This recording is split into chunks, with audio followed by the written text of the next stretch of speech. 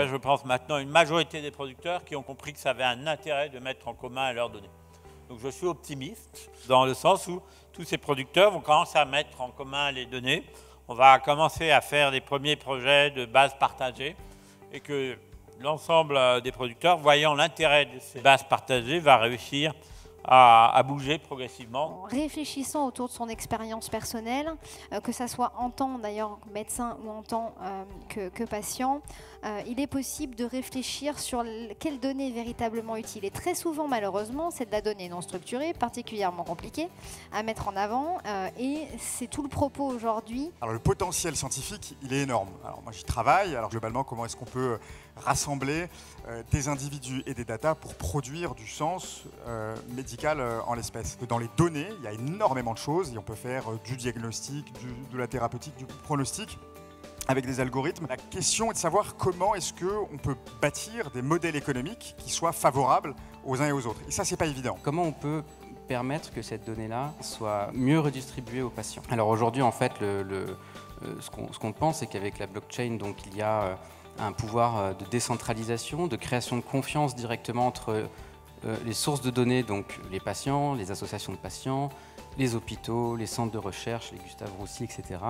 Et à la fois ceux qui en ont besoin, donc les laboratoires. Et comment on pourrait, avec la blockchain, c'est ce qu'on essaie de faire, mettre en lien directement ces différents acteurs pour un échange fiabilisé, transparent et immuable, on va dire, de ces données.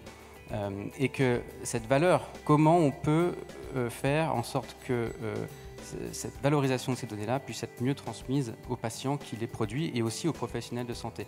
Donc on a imaginé un modèle économique dans lequel les patients qui renseignent leurs données ou les associations de patients ou autres puissent recevoir une compensation, où les professionnels de santé viennent pour valider ces données renseignées par les patients et donc qui puissent être aussi récompensés pour ce travail-là de validation et de complétion des données. Le hub, il sert comme infrastructure. Donc c'est d'abord une infrastructure publique. Le succès, ça ne sera pas dans le nombre de données qui seront faites, qui seront dans le hub, ça sera dans le nombre d'utilisations qui seront faites de ces données. On essaye aussi à notre petit niveau de réfléchir à la partie business model pour apporter aussi une vision extérieure et pour essayer effectivement de faire en sorte que cette structure soit une structure pérenne et autonome pour permettre justement qu'elle puisse atteindre ce bel objectif d'intérêt public de la donnée. Et la big data et qui permet effectivement de croiser des données, de faire des choses assez exceptionnelles et qui permet d'aller plus vite sur l'identification de certains éléments sur lesquels des futurs produits vont pouvoir être testés. Donc ça, c'est super.